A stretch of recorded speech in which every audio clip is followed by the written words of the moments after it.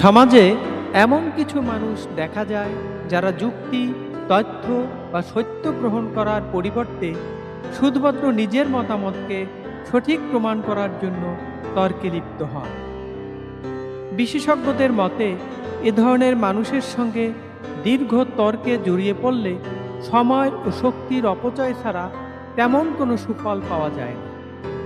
সম্প্রতি একটি গ্রামে ঘটে যাওয়া একটি ঘটনায় এ বিষয়টি স্পষ্ট হয়ে ওঠে। জানা যায়, গ্রামের একজন ব্যক্তি প্রকাশ্যে এমন একটি বিষয় নিয়ে তর্ক শুরু করেন যা সাধারণ জ্ঞান দ্বারা সহজেই প্রমাণ করা সম্ভব। উপস্থিত লোকজন এবং গ্রামের একজন জ্ঞানী ব্যক্তি তাকে বিভিন্ন যুক্তি ও তথ্য দিয়ে বোঝানোর চেষ্টা করেন, কিন্তু তিনি কোনো যুক্তি গ্রহণ না করে নিজের বক্তব্যই অনড় থাকে। পরিস্থিতি পর্যবেক্ষণ করে ওই জ্ঞানী ব্যক্তি তর্ক চালিয়ে যাওয়ার পরিবর্তে বিষয়টি এড়িয়ে যান। পরে উপস্থিত লোকজনকে তিনি জানান যে সত্য জানার উদ্দেশ্যে আলোচনা করা আর জেদ করে তর্ক করা এক বিষয় নয়।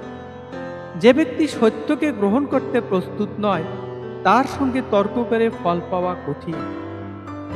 মনোবিজ্ঞানীদের মতে কিছু মানুষ ভুল স্বীকার করতে অনিচ্ছুক থাকে, ফলে তারা যুক্তির চেয়ে আবেগ বা অহংকারকে বেশি গুরুত্ব দেয়। এমন পরিস্থিতিতে অপ্রয়োজনীয় তর্ক এড়িয়ে চলা এবং ধৈর্য ধারণ করাই উত্তম।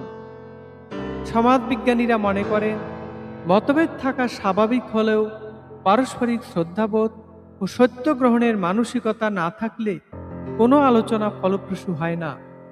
তাই যুক্তিহীন বিতর্কে জড়িয়ে পড়ার পরিবর্তে সচেতনতা ও সহনশীলতার পরিচয় দেওয়া প্রয়োজন।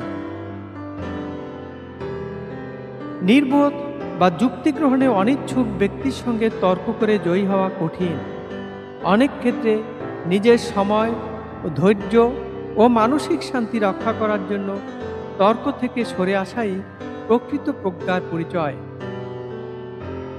তাই অপ্রয়োজনীয় বিতর্কে জড়িয়ে না পড়ে যুক্তি, ধৈর্য ও ভদ্রতার পথ অনুসরণ করাই বুদ্ধিমানের কাজ।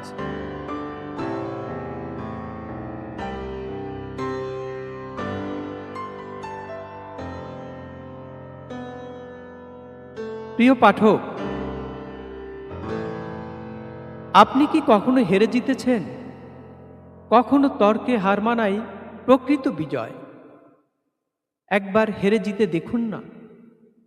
আপনার মতামত কমেন্ট বক্সে জানাবেন। ধন্যবাদ।